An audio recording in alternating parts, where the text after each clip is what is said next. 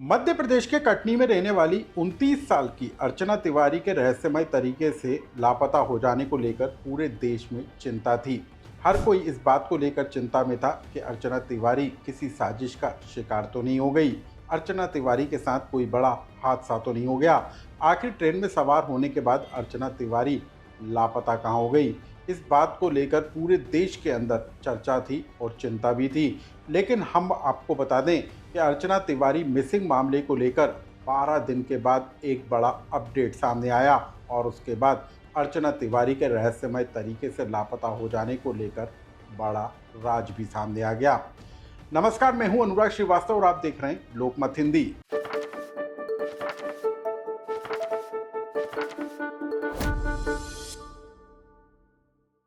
MP diary में आज हम उस सबसे बड़ी खबर के बारे में चर्चा करेंगे जिसको लेकर देश भर में चर्चा हो रही है।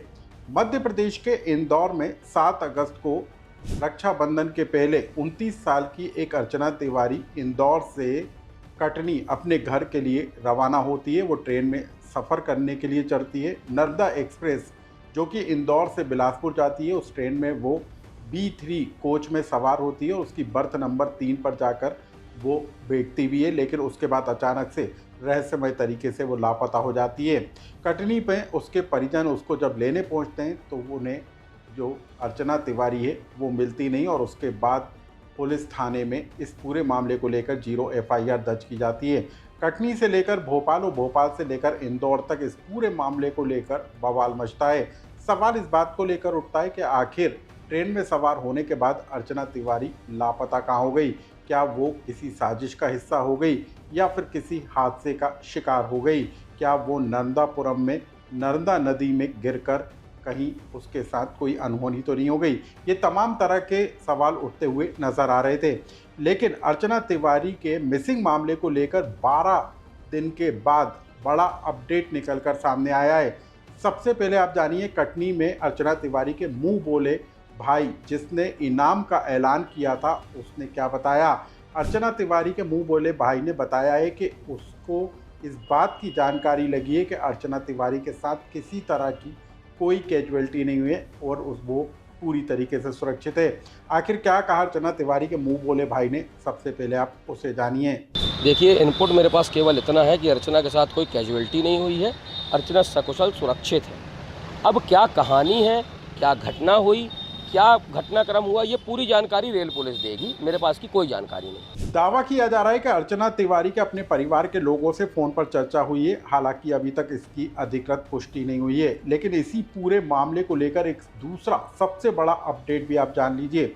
अर्चना तिवारी ने जिस ट्रेन में सफ़र शुरू किया था उस ट्रेन का टिकट ग्वालियर के भंवरकुआ थाना में पदस्थ एक कांस्टेबल राम तोमर ने बुक किया था और अब रेलवे पुलिस उस तक भी पहुंची है और राम तोमर को हिरासत में लेकर उससे पूछताछ की जा रही है।